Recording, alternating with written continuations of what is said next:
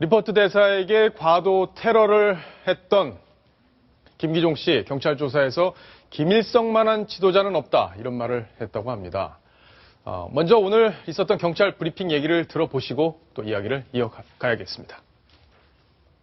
주요 발언을 보면 나만의 김일성만한 지도자는 없다. 천안함 폭침에 대한 정부 발표를 믿을 수 없다. 국가보안법은 악법이다 등을 진술한 바 있습니다. 30건을 감정 의뢰를 했는데 어제 10여 건이 이적성이 있다고 통보를 받았습니다.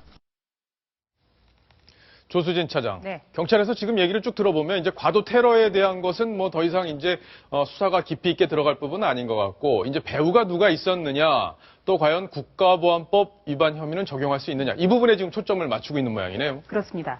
이제 이 사건은 단적으로 말하면 살인미수거든요. 예. 이 살인미수에 대해서는 어느 정도 단순하기 때문에 수사가 일단락이 됐고요. 지금 깊이 있게 들어가는 것은 배후가 있는지, 그리고 지금까지의 어떤 언행이 그 북한과의 어떤 연관성, 그러니까 국가보안법에 위배되는지 이런 부분을 집중적으로 알아보고 있습니다. 예. 자, 지금 현장 장면이 또 나오고 있는데 저 발언들 어떤 맥락에서 나온 건지 경찰이 뭐라고 물어봤으니까 저런 대답을 했을 거 아니에요? 그렇습니다. 이 김기종 씨가요, 체포 뒤에 7일과 8일, 그러니까 지난주 금요일과 토요일 날 두 차례 걸쳐서 경찰 조사를 받았는데요. 예. 이때 경찰과의 문답 과정에서 나온 발언들이 몇 가지 있습니다. 예. 첫 번째는요, 우리나라와 북한을 어떻게 생각하느냐, 여기에 대해서 묻자 김기종 씨는 우리나라는 반식민지 사회다. 북한은 자주적인 정권인 사회라고 생각한다. 이렇게 답변을 했습니다. 예. 네, 그리고 또 하나 보실까요? 네. 네, 김일성에 대해서 어떻게 생각하느냐라고 물었더니 20세기 민족 지도자다. 민족 지도자? 예, 예. 38선이 생긴 이후 자기 국가를 건설해서 지금까지 잘 이끌어왔다. 그래서 경찰이 남한의 김일성과 비교해서 훌륭한 사람이 있느냐 이렇게도 물어봤습니다. 여기에 대해서 김기종 씨는 남한에서 김일성과 비교할 만한 대통령은 없다고 본다. 이렇게 답변을 했습니다. 아니 근데 남한에서 김일성과 비교할 만한 대통령이 없다는 게 김일성처럼 훌륭한 사람이 없다 이런 취지로 대답을 한 건가요? 왜냐하면 김일성처럼 독재한 사람은 없잖아요. 네. 일단 그러니까 기본적으로 김기종 씨는 우리나라 문화를 어떤 미국의 식민 지배 하에 있다. 예. 이렇게 간주를 하고 있는 것 같습니다. 그렇기 때문에 이런 답변이 나왔고요. 그래서 어떤 이런 상황을 본인이 해결하기 위해서 조국 통일 투쟁을 하려 했다. 예. 네, 이렇게 지금 경찰은 간주를 하고 있습니다. 그래서 이런 반식민 지배 사회 그리고 어떤 조국 통일 이런 과정에서 미국 대사에 대한 어떤 그 초유의 테러까지 감행을 한 것으로 경찰은 파악하고 있습니다. 박성원 논설위원. 네. 지금 우리가 식민지에서 살고 있는 거 이, 얼마나 황당한 주장인지 아마 대부분의 시청자들은 알고 계실 텐데 좀 평가를 해주시죠. 왜 이런 분들 아직도 이런 사고방식에 갇혀서 살고 있는지 궁금합니다.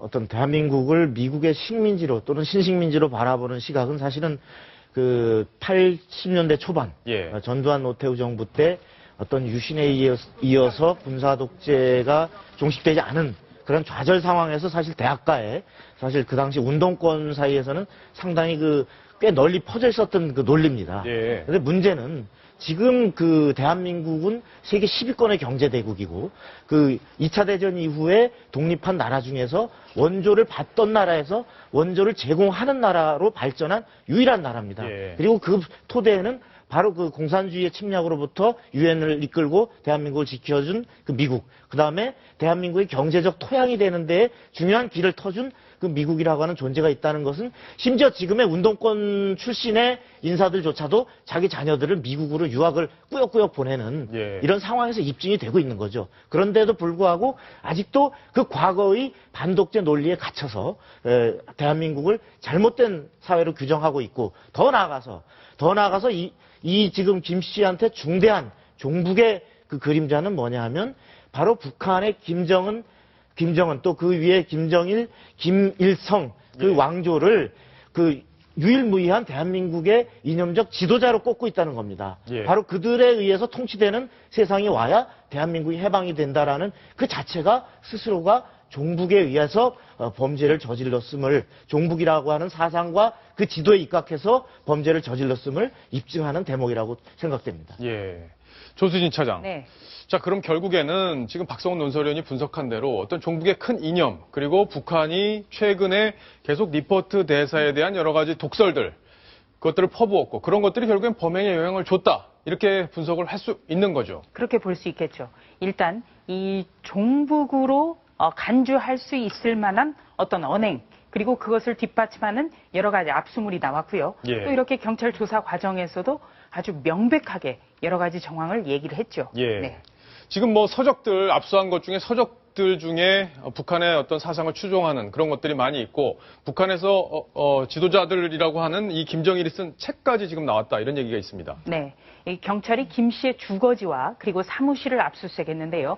통상적으로 압수수색을 하게 되면 그 주거지, 사무실, 그리고 신체까지도 압수수색이 행해집니다. 예. 왜냐하면 어떤 증거물을 몸속에 감출 수 있다. 이렇게 판단한 건데요. 압수수색의 주요 대상은 일단 책, 그리고 USB 같은 어떤 디지털 자료입니다. 여기에 대해서 290점을 압수수색을 해서 이 가운데 이적성이 있는 것 같은 이 30점에 대해서 외부 기관에 정밀 의뢰를 했고, 이 결과 10여 건 정도가 이적성이 있다. 이런 통보를 예. 받았다는데요. 이 중에서 가장 대표적인 것이 바로 김정일이 1973년에 저술했다는 책, 영화예술론입니다. 네, 영화예술론. 예. 말로만 들어서는 뭐 영화예술에 대한 어떤 그 원론적인 단순한 얘기 쓸 예술 것 같다. 서적 이런 같죠? 생각이 드는데. 예, 그런데 이 내용은요, 이 혁명적인 문화와 예술은 사람들을 위대한 주체 사상으로 무장시킨다. 그래서 이 사람들을 혁명과 건설로 어떻게 불러일으킬 수 있느냐, 예. 이 점에 대해서 자세히 담고 있습니다. 그렇군요. 그러니까 이 영화도 일종의 체제 선전이기 때문에 이 영화와 연출을 어떻게 해야 된다는 아주 상세한 지침을 담고 있는 책입니다. 예. 문학에 보면은 진보적 세력들이 많다 이런 얘기들이 지적들이 그동안 있었는데 아마 이런 것들도 연결고리가 있다 이렇게 볼 수 있다는 뭐 해석도 나오고 하더라고요. 네. 예. 일단 이 김기종 씨가 그 예전부터 어떤 그 문학에 활동을 했기 때문에 아마 이 영화 예술론도 가지고 있었다고 보여지는데요. 이 김정일이 썼기 때문에 이적 서적으로 지금 분류가 돼 있는 거죠. 예. 또 다른 책이 또 있습니까? 네. 또 이 이적 단체로 대법원이 명시하고 있는 단체들의 네. 회의록도 발견이 됐습니다. 회의록도요. 네. 우선은 그 이적 단체인 범민연 그리고 민권연대 여기에서의 어떤 내부 회의 자료도 지금 이번 사무실과 그 주거지에서 발견이 됐는데요. 특히 민권연대 같은 경우에는 나중에 좀 자세히 설명을 드릴 수 있겠습니다만 이번에 국가보안법 위반 혐의로 구속된 황선 씨의 남편이 윤기진 씨가 의장직을 맡고 있는 단체입니다. 예. 그래서 더 관심을 갖고 있습니다. 그렇군요. 자, 류혜 교수님 여기까지 네. 쭉 지금 들어보셨는데 지금 중요한 거는 이제 국가보안법 위반 혐의를 적용할 수 있느냐 없느냐 이 네. 부분일 것 같아요. 이 네. 부분 또 논란이 있더라고요. 지금 이런 책들을 소지하고 있고 본인의 말로 볼 때 김일성만한 지도자가 남한에는 없다 이런 얘기까지 했는데 북한 체제를 고무 찬양한 그 국가보안법 위반 혐의 적용할 수 있습니까? 제가 볼 때는 충분히 적용할 수 있습니다. 있다. 왜냐하면 예. 일단 북한을 다녀온 전력도 굉장히 여러 번 있었습니다. 예. 그리고 지금 이 증거물들이 아주 유력한 증거물입니다. 물론 이 책을 소지했다는 것만 가지고 처벌할 수는 없습니다. 과거에는요, 책을 소지한 것만으로도 국가보안법으로 처벌받았지만 지금 현재에는 유튜브라든지 그렇게 접하기가 쉽기 때문에 그것만 가지고 처벌은 못하지만 지금 보면요, 활동하고 있는 내역이라든지 아니면 연계성, 그리고 본인이 직접 하고 있는 발언, 그리고 과거의 행적을 다 봐서 이것을 모두 다 종합했을 때에는 예. 아무래도 처벌할 수 있을 것이라고 보여집니다. 이제 과거의 예를 봤을 때는 국가보안법 처벌이 가능할 것이다. 이렇게. 과거의 예를 봤을 때는 제가 볼 때는 충분히 가능하다고 보여집니다. 예, 그렇군요. 자, 이번에 테러가 발생했던 것이 바로 김일성의 가끈 이론에 따라서 테러를 한 거다. 이런 지금 해석들이 나오고 있는데요. 김일성의 가끈 이론, 뭔지 저희가 영상으로 한번 준비해 봤습니다.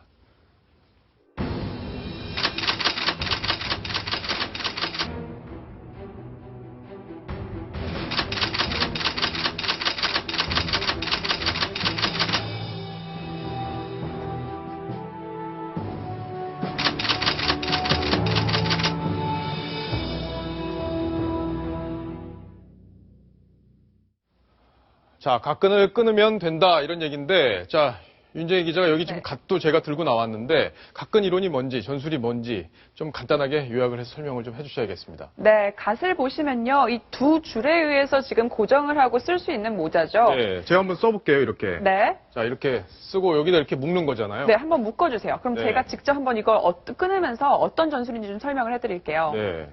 지금 두 줄로 지금 고정이 되어 있는데요. 이 두 줄 중에 한 줄만 만약에 제가 지금 가위로 끊어보겠습니다. 잠깐만요. 이거를 그러면 좀 꽉 묶어야죠. 예. 자, 꽉 묶었습니다. 네. 예. 이 중에 한 줄만 제가 하나 끊어볼게요. 이렇게 끊게 네. 되면요. 그러면 한 이제 줄만 이쪽이 끊어져도 그렇죠. 기우뚱하게 되면서 모자가 금방 벗겨지게 되는 거죠. 그러네요. 이게 갓근이라는 게 갓이라는 게 보니까 모자처럼 이렇게 머리를 쑥 끼워서 고정이 되는 방식이 아니라 이 끈으로 고정하는 방식이기 때문에 그렇죠. 한쪽을 끊어버리면 쉽게 벗겨진다. 이게 바로 갓근 전술인 건데. 네. 그러네요. 여기 그러면 각 부위별로 지금 나라에 빗대서 설명을 해놨는데 다시 그렇죠. 한번 설명을 좀 구체적으로 해주시죠. 그러니까 이 머리 지금 쓰고 있는 사람이 한국이라고 봤을 때 네. 주한미군이라는 갓을 지금 고정하고 있는 건 미국과 일본이라는 갓근이죠. 네. 그 중에 하나만 끊어버려도 이게 금방 벗겨지게 되고 흔들리게 된다는 건데요. 그 중에서 이제 김기종이 이 미국이라는 끈을 끊어버렸다. 이렇게 예. 지금 이런 전술을 쓴 것이다라고 공안당국에서 보고 있습니다. 그렇군요. 자, 조수진 차장. 네. 결국에는 그러면 이런 논리에 따라 김일성의 이론에 따라 김기종 씨가 이 테러를 감행했다. 이렇게 지금 해석을 하고 있는 건데 어떻게 보세요? 네, 지금 경찰의 수사당국은 그렇게 보고 있는데요. 네. 이 갓근 전술이라 대해서 다시 한번 좀 설명을 드리면요. 이 김일성이 늘상 얘기를 했던 대남 적화를 위한 전략 전술입니다. 대남 적화. 예, 무슨 얘기냐면요. 이 황장엽 씨가 여러 차례 증언을 했습니다. 김일성이 생전에 남한 정권에서는 미국과 일본의 지원을 떼버리면 양쪽에 갓근이 떨어진 간 모양으로 되어서 네. 조금만 바람이 불어도 날아가 버리는 가엾이 되는 어떤 가엾은 신세가 된다. 이런 말을 자주 했다고 하는데요. 그러니까 미국과 일본의 지원을 끊어버리고 어떤 북한이 한국과 1대1로 대결할 경우에 정치적으로 군사적으로 압승할 수 있다. 예. 네, 이런 아주 그 전략 이론이고요. 그래서 이 김일성과 김정일은 이 갓근 이론을 바탕으로 해서 주한미군 철수를 굉장히 외쳐왔습니다. 그런데 이번 김기종 씨가 얘기했던 것이 바로 주한미군 철수. 네. 바로 이 부분이죠. 그렇기 때문에 이 갓근 이론, 김일성의 고전적인 이 대남 적화 전략에 따라서 김기종 씨가 움직이지 않았는가. 예. 공안당국이 이렇게 보고 있는 겁니다. 박성훈 논설위원도 좀 정리를 해주시죠. 아시다시피 그 김기종 씨가 2010년 7월에 그 주한 일본 대사를 향해서 강연 도중에 시멘트 덩어리를 던졌죠. 던지는 그런 예.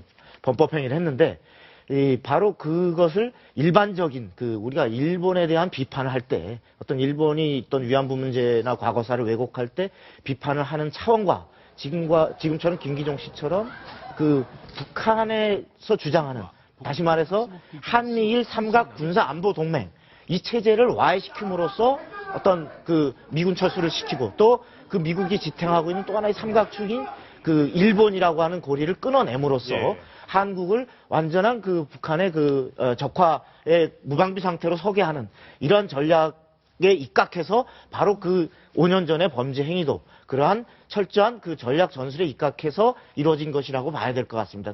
그래서 단순히 이분을 단순히 우리가 어떤 민족주의자 이렇게 부를 수 없는 이유가 예. 바로 지금 얘기했듯이 이 사람이 목표로 하는 것은 바로 한국에서의 주한미군 그리고 그것을 후방 지원하는 주일미군이라고 하는 전체의 고리를 끊어버리는 군사연습에 대한 반대 이것을 이슈로 하고 있기 때문에 이 부분은 다 단순히 그냥 민족주의자 이렇게 미화될 수 있는 차원이 아니라는 거죠.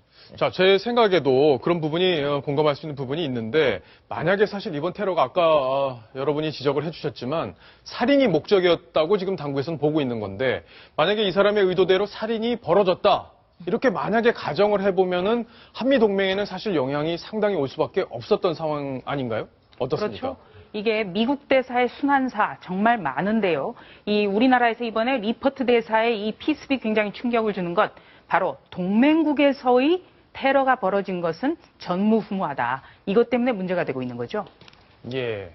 박성훈 논설위원. 그러면 만약에 이런 테러 같은 게 지금 사실은 이렇게 평가가 되고 있습니다. 어떻게 평가가 되고 있냐면 이번 일이 오히려 한미동맹을 강화하는 계기가 될 것이다. 이런 얘기가 나오고 있는데 미국인들 입장에서 봤을 때도 이번 일이 좀 탄탄해지는 그런 계기가 될 수 있다. 이렇게 승화시킬 수 있는 계기가 될 수 있다. 이렇게 볼 수 있을까요? 어떻습니까? 현재 양국의 당국 간에는, 예. 당국 간에는 말하자면, 비온 뒤에 땅이 굳어지듯 쉽게 얘기해서, 한치의 틈도 없이 오히려 이럴수록 해야 된다는 강력한 상호의 우리 대통령도 그러한 의지를 직접 미 대사를 만나서 피력했고, 네. 또 우리 외교부도 미국에 대해서 분명히 이것을 하고 있고, 또 미국도 역시 이것이 한국의 어떤 광범위한 반미 감정의 소산이 아니라 일부 극단적 주의자의 어떤 폭력행위, 이것으로 규정하면서 굉장히 신중히 가는 이유가 바로 양 국민, 특히 미국민들이 바라볼 때 어떻게 혈맹인 우방국에서 서울 한복판에서 우리 대사를 미국을 상징하는 대사를 지휘관을 이렇게 공격할 수 있는가? 예. 과연 우리가 한국을 위해서 우리 아들, 딸들이 가서 피를 흘려야 되는가라는 것에 대한 회의가 확산될 것이 가장 우려되는 사태인데, 당국 간에는 이 부분을 일단 수습이 됐지만, 네. 미국민들 사이에 그런 회의감은 완전히 불식되지 않을 겁니다. 그것은 그러네요. 앞으로 우리가 중요한 한미 간의 현안을 어떻게 처리하고, 또 우리 국민들이 미국과 북한, 일본 사이에서 어떠한 자세를 취하는가, 이런 부분에 따라서 아마 장기적으로 평가될 것 같습니다. 그러네요. 자, 박성훈 논설위원이 잘 분석을 해줬습니다. 자, 김기종 씨의 이적단체 관련성 여부 당국이 지금 계속 수사를 하고 있는데, 황선 씨의 남편이 오늘 뜬금없이 황선 석방 촉구를 하는 그런 기자회견을 했습니다. 그 모습을 먼저 보시고 또 이야기를 이어가겠습니다. 지금 미 대사 테러 때문에 온 나라가 난립니다. 얼굴에 상처가 조금 났다고 합니다. 익산에서는 수십 명이 죽을 뻔했습니다. 아내는 구속이 됐습니다. 한편의 코미디가 아닐 수 없습니다. 실체 없는 종북소동 그만두고 제 아내를 즉각 석방해야 됩니다. 조수진 차장. 네. 얼굴에 상처가 조금 났을 뿐이라는데요. 예, 지금 윤기진 씨는 아내인 황선 씨가 그러니까 한마디로 말해서 피해자다 이런 주장을 하고 있는 거죠. 익산의 이른바 종북 콘서트장에서 고교생이 일종의 사제폭탄을 터뜨렸기 때문에 여기에 대해서 문제가 돼야 되는데 엉뚱하게 피해자인 자신의 부인이 피해를 당하고 있다 이런 주장을 펴고 있습니다. 예, 박성훈 논설위원. 네. 익산에서도 당시 인화물질을 폭탄이라고까지 하기엔 좀 그렇지만 인화물질을 던져서 상해를 입힌 것 그건 분명한 범죄겠죠. 근데 이 사건과 비교를 해서 지금 같이 동일선상에서 놓고 보기에는 조금 과한 면이 있지 않나 이런 생각도 좀 듭니다. 당시 익산의 토크 콘서트장에서 이 19살 오모군이 터뜨린 것은 황산이 섞여 있는 인화성 물질입니다. 그러니까 이것을 사제폭탄으로 규정할 수 있는가는 좀 논란이 있고요. 예. 그 다음에 이 부분은 물론 분명하게 어떤 공공의 질서를 불법적으로 어떤 가로막은 행위이기 때문에 분명히 불법 행위고 잘못된 겁니다. 예. 그래서 사실 소년부 재판에 나이 때문에 소년부 재판에 기소가 돼서 재판이 진행됐는데, 근데 이 부분을 정식 재판으로 할 사안이다 해서 일단은 정식 재판을 회부하도록 해서 현재는 나와 있는 상태인데, 그 이후에 아마 프로세스가 진행돼야 되는 분명히 범법 행위고 잘못된 것입니다. 그러나 어떤 모든 범법 행위가 똑같이 동렬에 오를 수 없는 것이, 지금 이 김기종 씨의 행위는 직접적으로 한미 혈맹 관계를 파탄내기 위한, 다시 말해 분명한 목적성을, 특히 종북의 목적성을 갖고서 분명하게 타겟을 대사를 향해서 저질러진 치밀하게 살인을 하기 위해서 저질러진 직접적인 범죄 행위입니다. 이것을 어느 한 철없는 고교생의 행위와 동일시한다라는 것 자체가 본질을 흐리는 전형적인 좌파들의 어떤 전술이 아닌가 그런 생각이 듭니다. 네, 그렇습니다. 지금 제가 듣다가 아까 놀랐는데요. 살인 미수입니다. 지금 현재 과도 칼입니다. 네. 칼도 굉장히 날카로운 칼이었고요. 장난감 칼도 아니고 카트 칼도 준비하고 있었고 과도도 같이 갖고 있었습니다. 25cm면요 과도라고 보기도 좀 애매한 칼이에요. 그러니까 전체 길이가 25cm인데요. 그 사진을 봤는데 과도 중에서 조금 더 긴 과도였습니다. 네, 그리고 혹시나 하는 마음에 카트칼까지 준비하고 있었습니다. 그러니까요. 우발적인 범행이 아니라 준비를 하고 나왔었고요. 살인 미수인데 이 살인 미수를 정말 조금 다친 정도라고 지금 표현을 하고 있는데요. 네. 그리고 방금도 아까 두 분이 설명을 잘해주셨지만 현재 우리 국민이 더 가볍다는 뜻이 아니라 외국 사절입니다. 네. 외국 사들에 대한 범죄는요. 폭행죄도 더 가중처벌하도록 우리 형법은 규정하고 있는데 네. 굉장히 쉽게 말을 하면서 지금 어떻게든 한미 관계가 그래도 악화되지 않고 있는데 뭔가 지금 또 다른 부인이 하고 있는 일에 대해서 동조를 하면서요. 더 불을 지르고 있는 듯한 느낌이 지금 들고 있습니다. 네. 그리고 전 또 놀란 게요. 그 어떤 미국 대사의 테러를 비판하는 것에 대해서 종미라고 얘기를 했거든요. 네. 네. 아, 그건 저가 또 못 들었어요. 예, 그러니까 참 이 이념이 이 정도로 무섭습니다. 그렇죠. 그러니까 미국 대사의 그 전무후무한 테러 사건에 대해서 이거를 비판하는 이런 움직임에 대해서 종미라고 규정을 짓고 있습니다. 예. 그러니까 다수 국민과 저렇게 동떨어진 생각을 갖고 있고 자신들의 목적을 위해서 수단 방법을 가리지 않는 저 종북주의자들 우리 땅에서 영원히 사라질 수 있도록 앞으로도 계속 우리가 신경을 쓰고 또 노력을 하고 찾아내고 이런 작업들을 계속 병행해 나가야 되겠습니다.